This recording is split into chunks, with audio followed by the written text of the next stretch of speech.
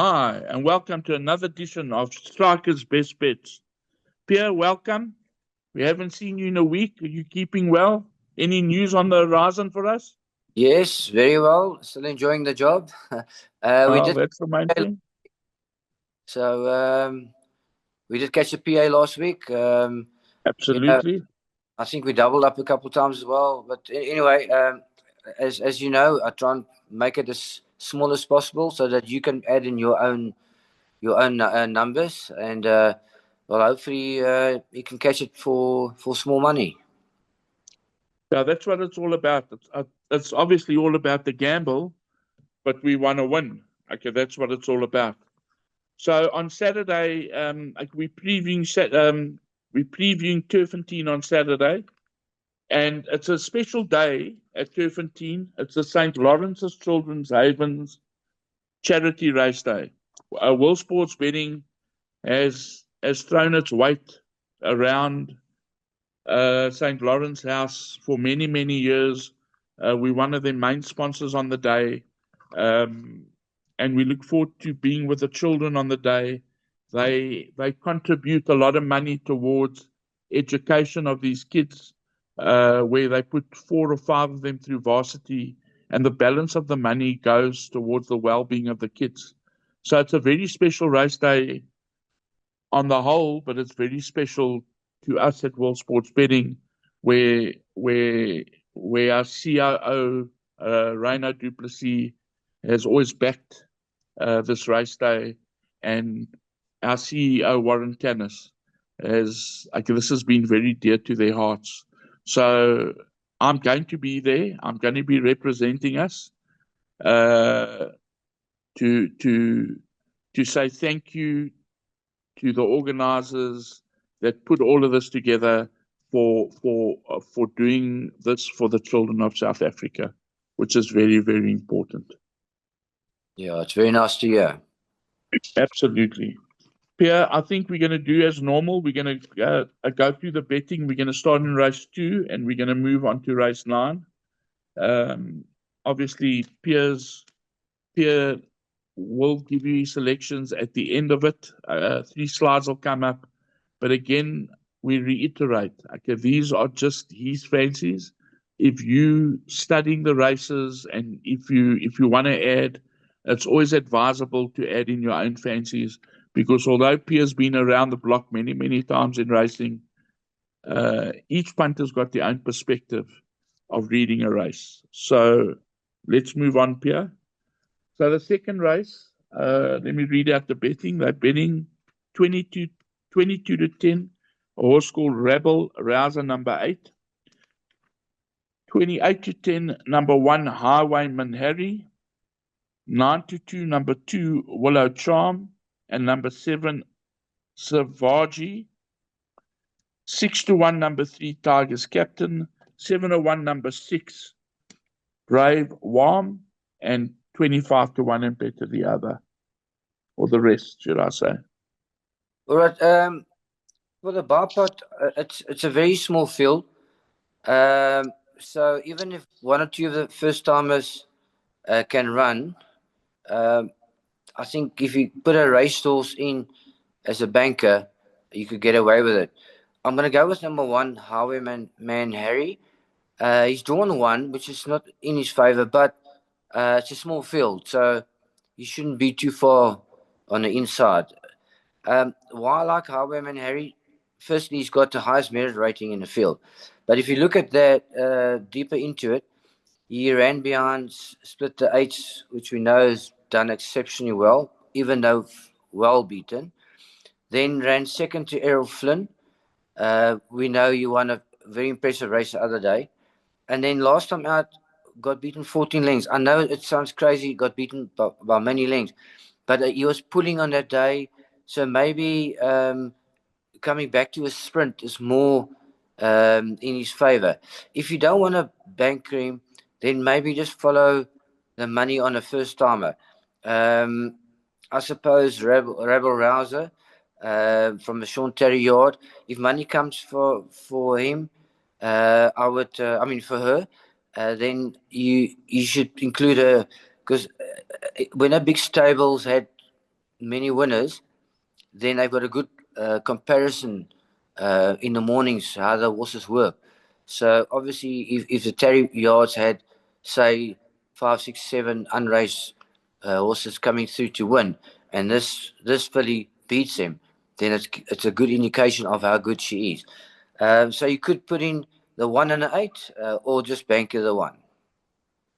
Yeah, I'm in your camp here. I also like Highwayman Harry. I'm not saying it's going to beat either Rebel Rouser or Savage or Savage, but we need the first race runner home. And out of the horses that are run or that have run, I would say that this is the right horse. Okay, we move on to race 3, which is the first leg of the place accumulator. They are betting 13 to 20, number 1, Buffalo Storm Cody. 5 to 1, number 2, Main Defender.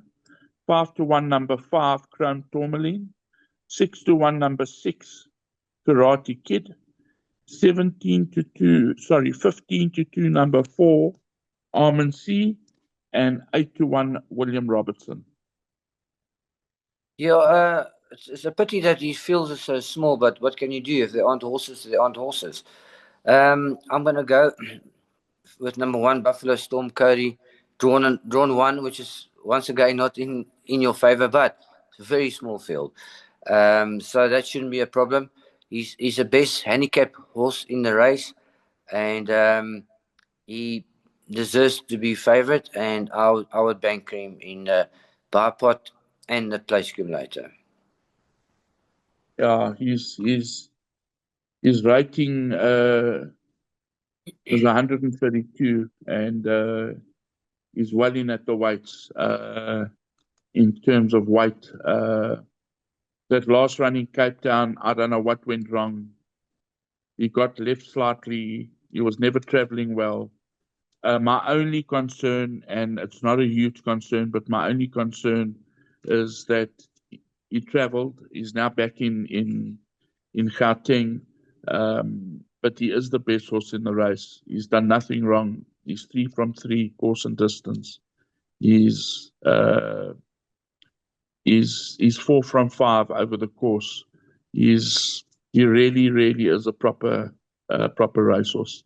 I would discount that last run behind King Dundee completely. And even with everything going wrong in the race, he still managed to run just over 2 lengths behind King Dundee, which was a great run. So I agree with you. I think this is the bank on the day. That horse, William Robertson, everything went wrong last time out. So that run is also best ignored. But he is so well in at the weights, this horse, Buffalo Storm Cody, where he should be giving William Robertson 4 kilos, and they're running off the same weight. So I think Buffalo Storm Cody is an absolute certainty, in my opinion. Yep. Now let's move on to race 4, which is the first leg of the Big Six, where they are betting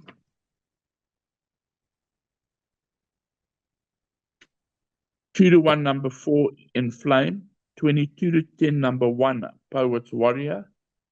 15 to 4, number 2, United Council. 15 to 2, number 3, Breeze Over. And 14 to 1, and better the rest. Yeah, this is a tough race because it's not a handicap. It's a pinnacle stake, so you get certain horses are well handicapped. But they've got some erratic form. I mean, number 1, Poet's Warrior, got beaten 23 lengths and then 27 lengths, and then last time out at 1 by 3 lengths. So very erratic form. But his best handicapped horse, well weighted. So I'm going to include number 1, Poet's Warrior, and then also number 2, United Council.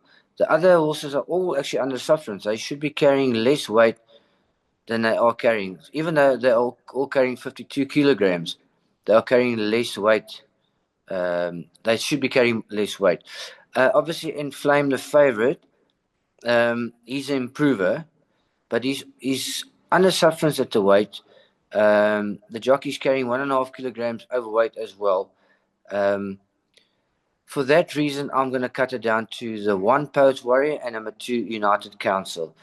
In a very small field, I think you should get away with that. No, I tend to agree with you. Poets Warrior ran a cracker last time. The only concern is 2 months off the track, but I think he truly, truly is a big runner. Okay, we move on to race 5, the first leg of the jackpot. They're betting 7-2, number 3, Believe in Fate. 5-1, number 6, Xenophon. 11-2, number 5, African Prince. 11-2, number 12, Stonywood. 8-1, number 11, Romilly. 10-1, number 2, Arashi. And 12-1, number 1, Blizzard Snow. Very open race, in my opinion, Piere. Yeah. I've actually I've ridden this horse, Believe in Fate, and I rode him first time out, very immature, still learning the ropes. Next time out, came and won with ease. Then I rode him again at Scottsville in the feature race, and once again, all at sea. It's young horse running first time at Scottsville, and then on top of it, he finished behind Proceed. And that's in the gold medallion. That's feature race form. Then his second last start, he finished 4.5 lengths behind, which wasn't a great run, but it's his first run after a long rest. And then last time out, he finished third. And I just feel that he's now finding he's probably gonna start maturing now. He's got the form against some of the best horses. He's got lady jockey claiming 1.5 kilograms. I think you could basically bank him in a place estimator and the bar pot. I just feel that he's a classier horse than this field. So banker number 3, Believe in Fate. Perfect. Let's move on to race 6, where they are betting. Apologies, Piere, be a second. Where they are betting 12-10, number 4, Rifle Queen. 4-1, number 2, Little Ballerina. 9-2, number 5, Poblano. 15-2, number 3, Green Diamond. 8-1, numbers 1, Chasing Happiness. And number 7, just the two of us. 12-1 and better the rest. Well, once again, this is a stakes race, so it's not a handicap. So certain horses are not well handicapped here, and I would not include them at all. So it cuts the field down, in my opinion. I obviously will go with the 4 Rifle Queen, just because she's had 4 runs and 3 wins. And the time she got beat by Elegantrix in a feature race. So she's potentially a banker, but I do see 1 or 2 horses that can actually upset the apple cart here. They've got some decent form. I found a little bit of a well-priced horse here, number 3, Green Diamond. If you look at the third last start, she ran in a feature at Greyville, behind Another Dance for Me. She was drawn 10 out of 14 around the bend at Greyville, which is not easy. Then she went to Cape Town, ran in a feature race again, ran stone last, but first start there, I'm going to give her another chance. And then last time she ran in Cape Town again, in a feature again. She got beaten 6.9 lengths. She's now dropped slightly in the merit rating. And I just feel that she could come back to herself in this type of race. So Rifle Queen is a potential banker, but maybe he can back up with number 3, Green Diamond. Yeah, Yeah, I look at the race exactly the way you look at it. I think this horse, Rifle Queen, is going to be special. Uh, she's done absolutely nothing wrong. She's done whatever they've asked her to do. Green Diamond, earlier on in her career, she was touted to be one of the better fillies, 2-year-old fillies around. Uh, those those last two runs um, were puzzling. So if you're not bankering Lawful Queen, I think the right backup is Green Diamond in the race. We move on to race 7, where they are betting 33 to 10, number 3 Zalatoris, 33 to 10, number 4 Wild Justice, 701, number 5 The Last Duke, and number 7 One Fine Winter, 7 to 1, number 8 Miami Mountain, 8 to 1, number 2 Chapbook, 10 to 1, number 1 Charming Cheetah. Yeah, I've gone with Zalatoris number 3. He's run against the best horses.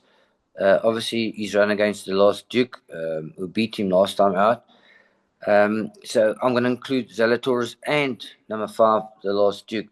I've just seen they've run against some quality horses, and they could be good enough to beat this field. But in saying that, the Miami Mountain has also got some solid form. But the best handicapped horses are actually the fillies, number 6 Elegantrix and number 7 One Fine Winter. So I would go quite wide in the pick 6 especially, and for the PA maybe try and include a couple more. So my place accumulator or my bar pot, I'm gonna favor number 3 Zalatoris, number 5 The Last Duke, and number 8 Miami Mountain.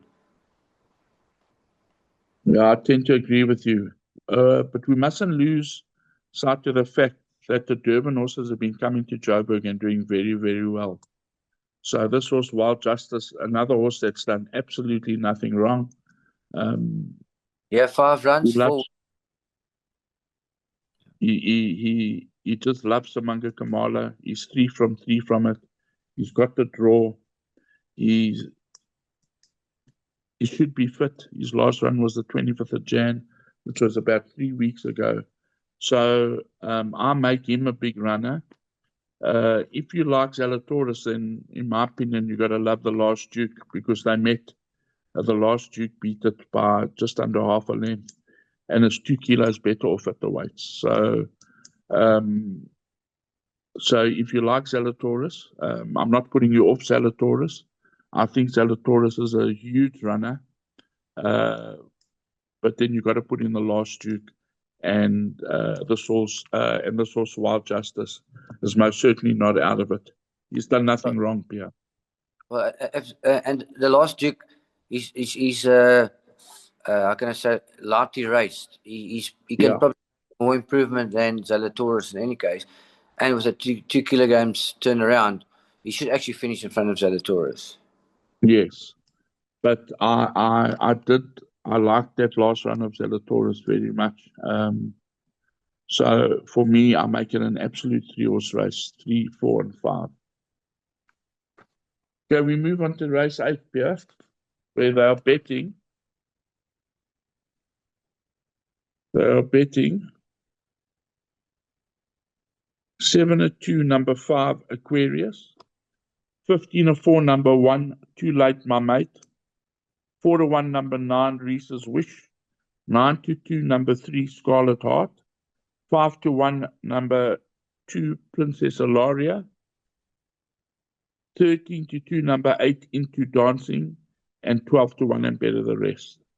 This is a very hard race in my opinion. Yeah, I sort of went through the form here and went on to form grids. If it gives you that little bit more detailed form. I found the one too late, my mate. I mean, she ran against some quality horses last time behind Paul Revere. It was quite a competitive race there. So she is my first choice, but you're quite right. I think you can go a little bit wider here. In fact, I even found number 4, Grace's Kiss, which I think is any price. And I know she finished 21 lengths behind last time, but sometimes there are reasons why a horse can run a bad race. Last time it was over 2,000. Maybe it was too far, coming back to a better distance. But if you look at the previous form, it's quite solid. And once again, the jockey is claiming 1.5 kilograms. That has to help. I think if you put in Too Late My Mate, number 1, and then find your own fancy, you should be okay there. Yeah, very, very hard race. Very hard race. It's number 1 or anything, to be honest. Me personally, in my pick 6, I'm putting in the field. That's how open I think it is. Okay, we move on to the 9th, which is the last leg of the pick 6 and the PA. They're betting 2-1, number 1, Paris Fun. 4-1, number 3, Pearl Crown. 9-2, number 7, Matiazo. 5-1, number 2, Rosie Lemon. And number 6, Dondayaki. 8-1, number 5, Sikaloi. And 12-1, and better the rest. Yeah, I'm going to say what you said in the previous race. I think it's either number 1 or the field. I think Paris Fun, being a 3-year-old, got solid form, nice draw, lots in its favour. So you could potentially bank number 1, Paris Fun. Otherwise, you got to go wide. It's wide open. You got to put many horses in, even a field if you possibly can for the pick 6. My second choice is actually Rosie Lemon, who's a 6-year-old. I don't normally like to follow an old mare because there's no scope for improvement. But she's got solid form. But you can, there's so many of these horses that you can include. But I'm leaning towards number 1, Paris Fun, as first choice. I tend to agree with you, Piere. I mean, just the booking of Gavin Larena. He's never ridden this filly before, so just on that, I've got to show you that this horse is fancied. I cannot to say that Craig Zaki is not great. I think Craig Zaki is leading the championship. I stand to be corrected by about 30.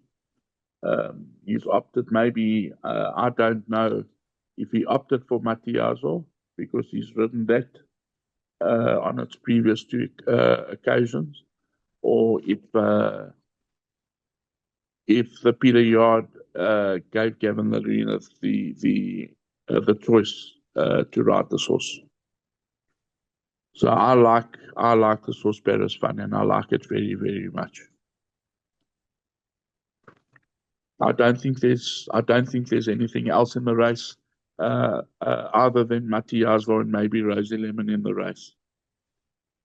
I think it's a punting card on Saturday, Piere, and I think guys can make a lot of money on Saturday. They need to see what you've tipped, and if they like a horse or 2 in the same races, put them in.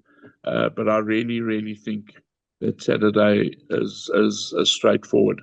And also for St. Lawrence House, I hope the day goes off smoothly. We'll be there on course. Our branding will be up. We put a lot of money into racing, as you know.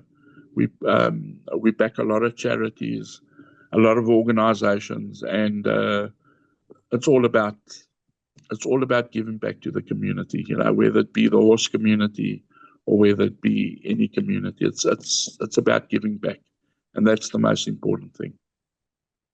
100%. And don't forget, World Sports Betting gives the best odds. I've heard it from many players, many punters. So World Sports Betting's the only way to go. Absolutely. And just to let the viewers know that next week we'll be previewing Derby Day in Cape Town. We're working on bringing on a top jockey in Cape Town to give us his views It should be an interesting podcast. So I look forward to seeing you next week, and happy punting, Piere. Let's try and make some money. Thank you, and to the punters out there. All the best to you.